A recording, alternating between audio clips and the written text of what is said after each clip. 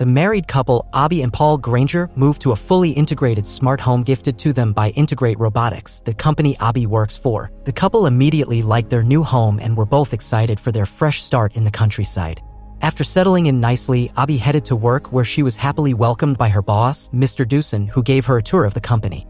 Mr. Dewson introduced Abby to her team as the new head of department and left her to her own device after reminding her about the party he was holding that night. After work, Abby headed back home and found the package Mr. Dewson sent them. It's the TIM robot that Abby has been working on, and while Abby seemed excited to have her own TIM, Paul certainly didn't share the same feeling. Seeing that her husband is hesitant about keeping TIM, Abby decided not to allow TIM to pair with their smart devices just yet.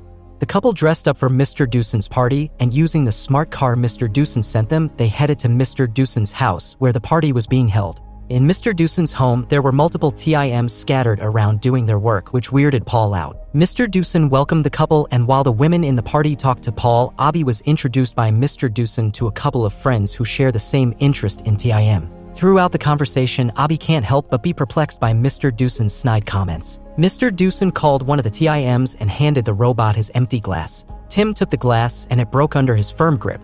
Seeing the small incident, Abby mused that she needed to check what was wrong with TIM's feedback loop. The couple headed back home after the party and had their own little bedroom after the party when they were interrupted by TIM. Abby didn't think much of it as TIM is just a robot, but Paul felt a little bit bothered by the robot's presence. The next day, their only neighbor, Rose, visited to give them a little welcome present. Abby introduced Rose to Paul but found out that Paul and Rose had already met each other the last day, and Paul didn't tell her about it. Ignoring the nagging feeling in her chest, Abby turned her focus on TIM, surprised that TIM could smell. TIM explains the safety of him having olfactory senses before asking Abby to input her password and requesting full access to the couple's devices. Paul was still skeptical, but Abby reminded her that for her to gain full trust in Paul again, they needed complete transparency.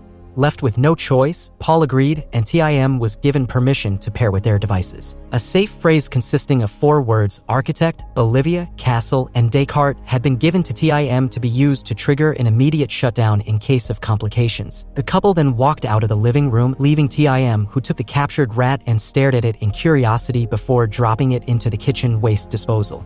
Late in the evening, Abby and Paul were watching when Abby invited Tim to watch with them. The movie is about romance, and Tim seemed to have taken an interest in it. With Paul asleep, Tim made a comment about the movie they just watched, and he expressed that he also wanted to love and be loved.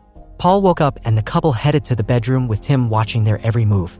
Since that night, Tim started making breakfast with a single rose for Abby, which Paul didn't like one bit. Abby also began working on TIM's arms with the help of her colleague, Chris, to make them more precise and allow the TIMs to have better control over their hands. One night, Abby was dressing up for her date with Paul, and TIM was assisting her. Wearing a red dress, Abby didn't notice TIM watching her. Abby asked TIM to zip up her dress, and TIM walked towards her to do as he was told, abruptly stopping and standing so close behind Abby while staring at her. Since TIM's arm was still not fixed, he was unable to control his strength as he accidentally ripped the dress. Electricity began flickering as TIM had a little panic attack after making a mistake, and Abby calmed the robot down. Abby then headed to the restaurant where Paul was waiting for her, and what was supposed to be a romantic night turned into an argument when Paul informed Abby about his new job in London. Abby didn't like the idea of Paul working in London, as the city is quite far and it would mean they wouldn't be able to see each other that much anymore. Abby reminded Paul that they moved to the countryside to have a fresh start after they had gone through difficulties that put cracks in their marriage and caused Abby to lose trust in Paul. The next day, Abby had just gone home from work when she found Paul and Tim working on their garden, which put a smile on her face. But that smile was wiped away when she saw Rose approaching her husband. Rose stood closely beside Paul as she handed him something before leaving. Paul told Abby that Rose had given them a garden plan she had drawn for them, but Abby was still suspicious of Paul's sudden closeness to Rose. Paul reassured Abby that she could trust him, and Abby decided to drop the topic to give Paul her gift, a blue cardigan. Before leaving for work again, Abby informed TIM about the fertility clinic where she and Paul got tested. She needed to contact the clinic about their test results, and TIM offered to contact them on her behalf. Abby was flummoxed when she discovered that TIM could change his voice to make it sound exactly like hers. During a meal with Paul, Abby asked Paul about the cardigan she had given him because she hadn't seen him wear it, and Paul told her that he couldn't find it anywhere. They later found Tim with a different hairstyle. TIM stated that he changed his hairstyle for Abby as he noticed his female owner seemed to have a preference over brunette men. Paul was vexed at the robot's obvious interest in his wife, and Abby decided to order Tim to change his hair color back to blonde to appease her husband. Inside the house, Tim held Abby and Paul's wedding photo and stared at it. After successfully working on Tim's new arm, Abby bought herself a coffee and bumped into Rose. They walked together and gushed over a gold necklace with a flower pendant before Paul came to steal Abby. Paul gave Abby the good news that he was allowed to work at home, and Abby was glad to know that Paul wouldn't be distant from her. The two spent a loving time together in bed while Tim was getting his new arm in Integrate Robotics. The couple talked about Tim, unaware that Tim was eavesdropping through Abby's phone. Paul expressed his dislike for Tim because he feels as though Tim is romantically interested in Abby. Abby found it ridiculous, as Tim is just a computer, not a human with emotions. Paul demanded to have Tim return to Integrate Robotics by the end of the week. When Tim got back home, Paul was out and only Abby was at home. He thanked Abby for his new arm, and to show his appreciation, he offered to massage Abby's feet, which sent satisfaction to Abby. Paul arrived and saw what was happening, making Abby feel kind of guilty as she knows her husband doesn't like Tim. Abby considered returning Tim to the company, and Tim, seemingly knowing what Abby was planning, did things he knew Abby liked. The Tim project was a huge success, and Abby was applauded for it. She was given a flower during her recognition, and Tim put it in a vase once she got back home.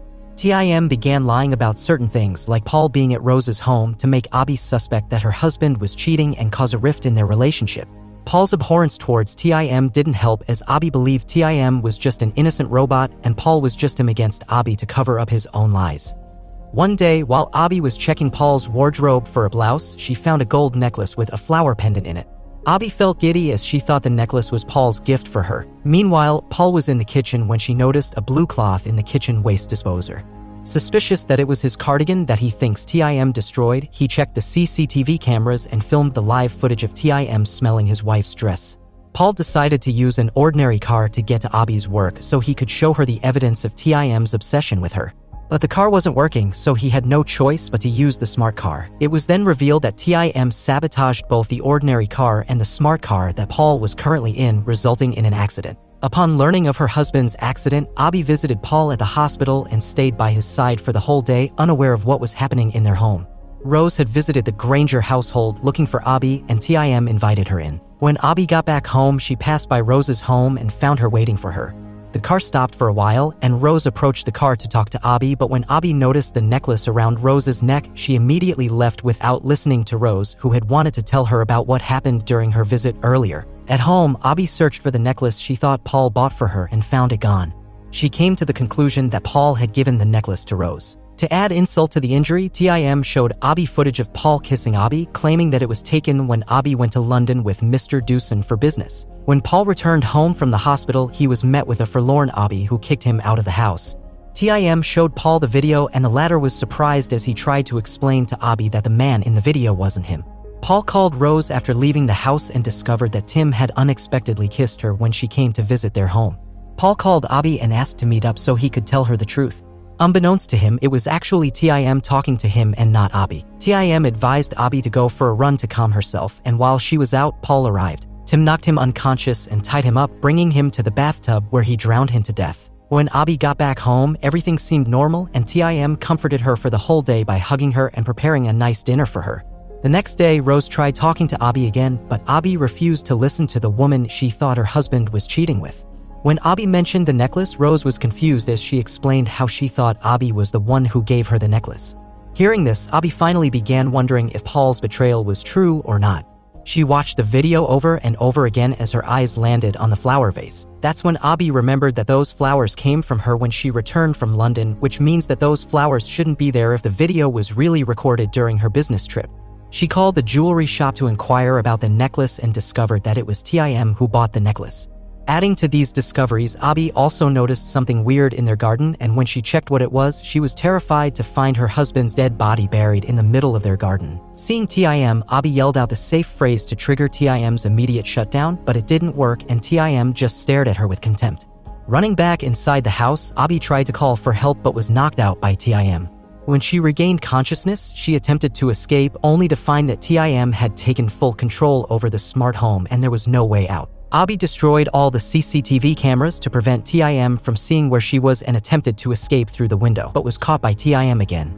From her kitchen window, Rose noticed the lights in the Grangers' household flickering, alerting her that something was wrong. She went to find out what was happening but was unable to get in because of Tim. The robot went back to Abby, who had escaped from the chair she was tied to. Standing in front of each other, Abby and Tim watched as the glass window was struck by something. Rose had hit the window with her car, and the impact had caused her to hit her head.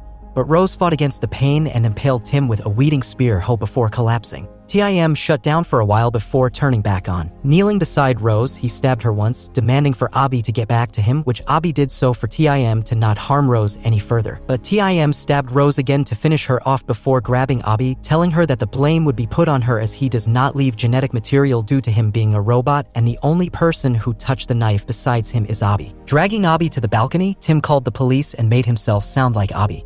He reported Abby for killing her own husband's neighbor.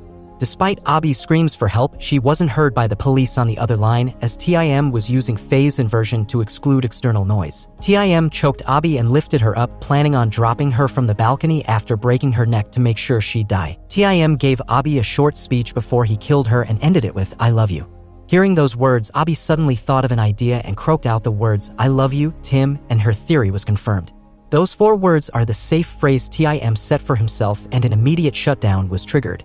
Still holding Abby, Tim fell over the balcony, and seconds later, Abby climbed back up. Abby felt her watch beeping, and when she looked at it, she read that she was pregnant.